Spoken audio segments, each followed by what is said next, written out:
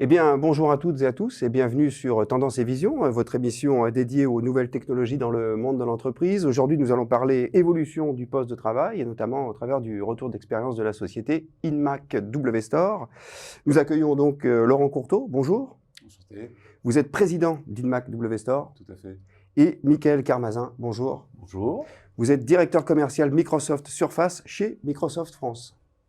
Alors, avant de démarrer un petit peu la discussion et voir avec Laurent effectivement son retour d'expérience, est-ce qu'on peut planter un petit peu le décor sur ce qui s'est passé ces 15 derniers mois, en tout cas, comment a évolué le poste de travail? Absolument. Alors, on peut dire qu'on a vécu une période un petit peu particulière et on pourrait la résumer un petit peu par l'avènement, on va dire, du poste de travail hybride, qui en fait se justifie par une évolution des modes de communication entre les collaborateurs. Donc vous avez des collaborateurs qui ont profité de la période pour déménager et tout simplement travailler à distance. Vous avez des collaborateurs qui au contraire ont plutôt mal vécu cet isolement et donc une seule envie, c'est de retourner au bureau. Et puis vous avez un entre-deux avec des collaborateurs qui ont envie de profiter du meilleur des deux mondes et de profiter d'instants à la maison ou d'instants directement au bureau. Et donc là, on est dans l'hybridation. Et là, il faut les technologies qui vont avec cette hybridation. Merci Mickaël. Laurent Courteau, donc vous chez Inmac W Store pour nous donner peut-être un retour terrain sur ce que nous dit Mickaël. Comment vous avez vécu, vous, ces 15 derniers mois? Alors, chez Inmac W Store, on a dû d'abord déployer toutes nos forces historiques, qui sont la chaîne d'approvisionnement et la logistique, pour permettre effectivement à nos clients d'obtenir les périphériques nécessaires à l'hybridation du poste de travail. Donc ça, c'était possible avec la mise à disposition de notre centre de prestations techniques, au sein duquel on prépare les périphériques avant de les envoyer aux clients.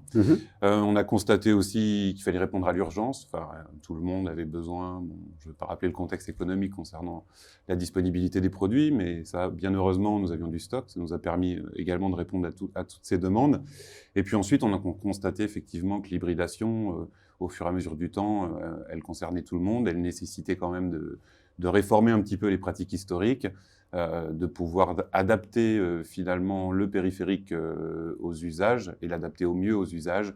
Je suis graphiste, je suis col blanc, je suis col bleu, mais systématiquement, j'ai besoin de plus en plus d'adapter finalement le périphérique aux usages, mais aussi d'associer une suite logicielle qui, elle, va permettre de garantir l'accessibilité aux applications, la sécurité d'un collaborateur finalement qui va travailler en nomade, en hybride, dans une salle de réunion. Oui, un petit peu partout, puisque le poste de travail, maintenant, il n'est plus juste à un endroit. Même quand on parle de télétravail, c'est pas forcément à la maison.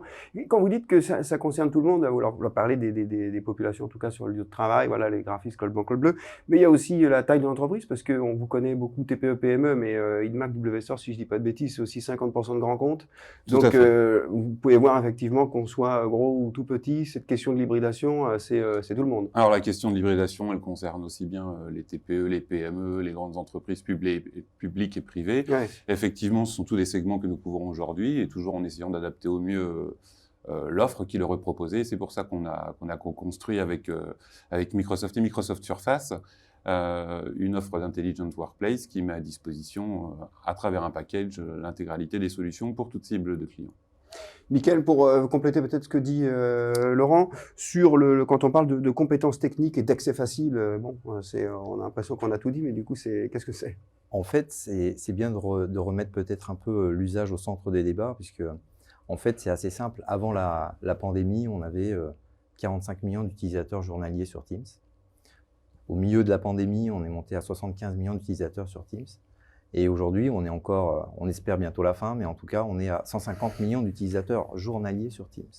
Donc la courbe, un pays entier, quoi. Voilà, donc c'est vraiment exponentiel. Et donc il faut des offres, et il faut toujours avoir cette qualité. Donc grâce à l'offre montée par Inmac W Store, c'est justement ce qui nous permet de déployer, quelle que soit la taille de l'entreprise, le même niveau de service. Et ce niveau de service, c'est quoi?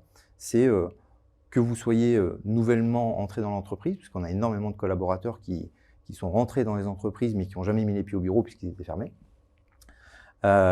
Vous recevez votre PC, vous mettez votre nom, votre mot de passe, vous avez l'ensemble des informations que l'entreprise veut vous délivrer, qui arrivent par Wi-Fi, vous n'avez même pas besoin de la fibre. 11 minutes plus tard, vous avez la photo de vos enfants en fond d'écran et tout ce qu'il faut pour travailler à domicile. Onboarding éclair, quoi. Exactement, 11 minutes, chrono. Laurent, du coup, chez Inmac, la stratégie, elle se décompose comment? Bon, alors pour reprendre un peu ce qu'a dit Mickaël, la stratégie, elle s'appuie sur 3 piliers essentiels. La productivité, avec la mise à disposition d'outils en mode moderne.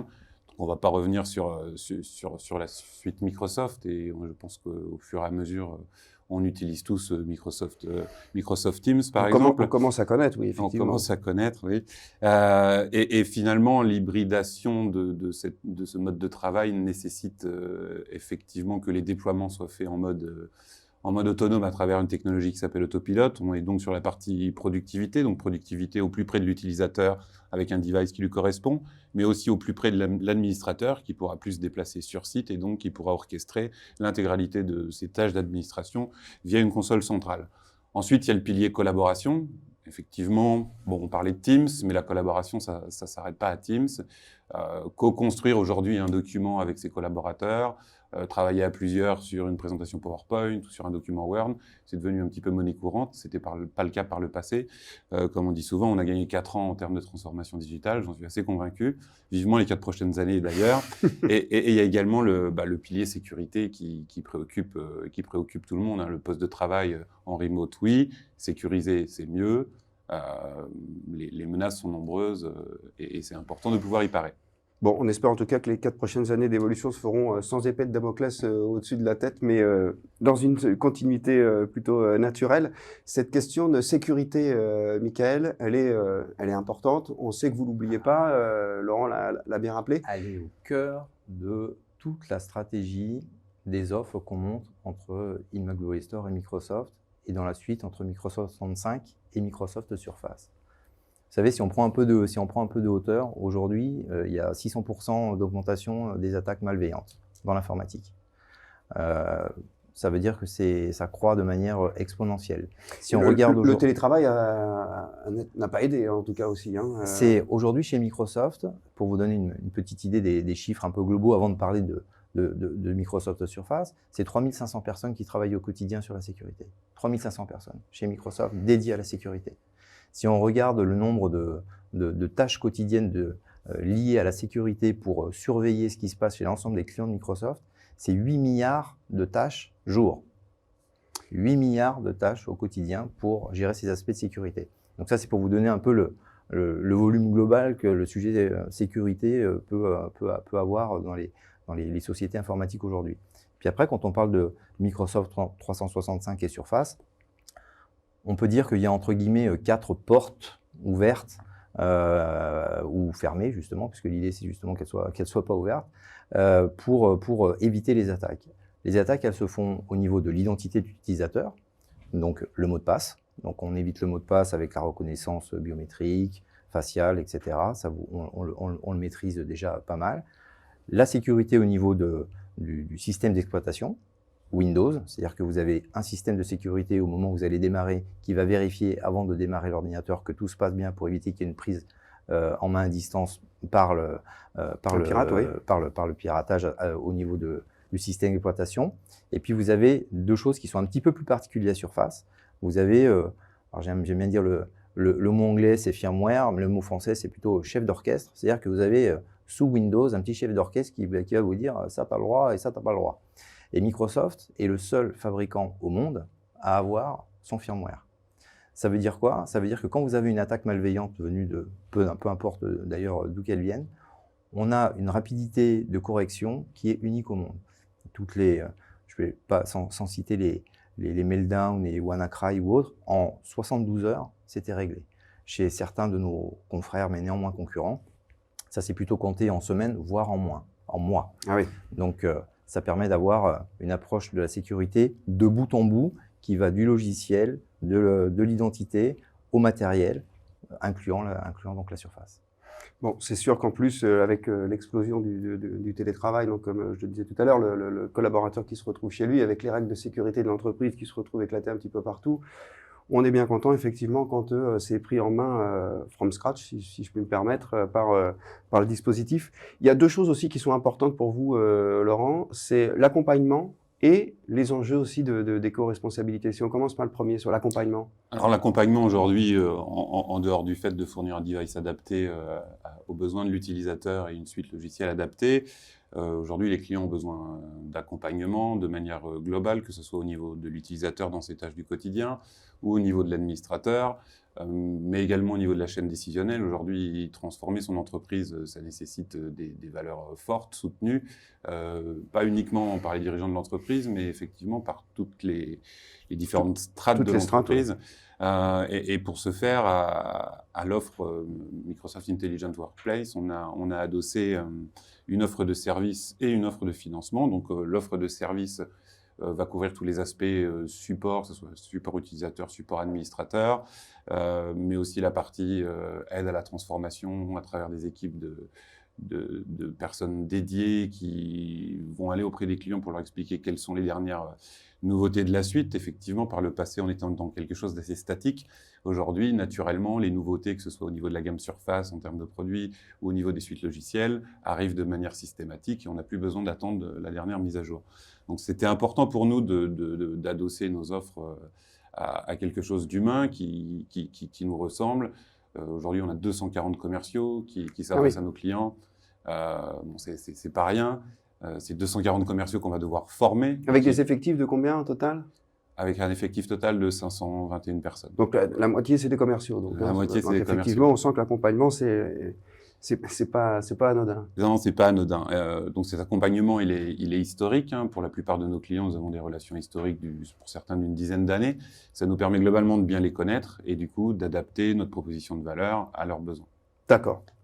Et alors, sur les enjeux d'éco-responsabilité, sustainability, comme on dit aussi, alors je vais pas vous demander votre posture parce que je la devine un peu, mais en tout cas, du coup, votre stratégie, comment vous le gérez? Alors aujourd'hui, à travers le groupe Becheleux, on fait partie du groupe Becheleux. On a donc une stratégie RSE où on vise à être carbone neutral aux alentours de 2030, ce qui ressemble aussi à la stratégie. On a les mêmes dates.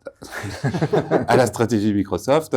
Mais il y a plusieurs objectifs, je pense, à travers cette démarche RSE. En dehors du fait de minimiser l'impact sur la planète, il y a aussi l'impact social et sociétal qui est super important.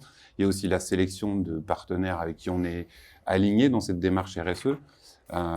L'économie circulaire, c'est un mot qu'on entend de plus en plus. On sait aujourd'hui au niveau des appels d'offres publics, il y a des obligations d'avoir du matériel qui est recyclé. Donc je pense que c'est quelque chose qui se développera de plus en plus parce que nous avons toutes et tous une responsabilité au niveau de la planète. Oui, parce que c'est vrai que le cycle de vie du produit s'est largement étendu, en tout cas en termes d'étapes, puisque maintenant il y a le recyclage, puis la gestion des déchets qui rentre en ligne de compte. La dépollution. Exactement.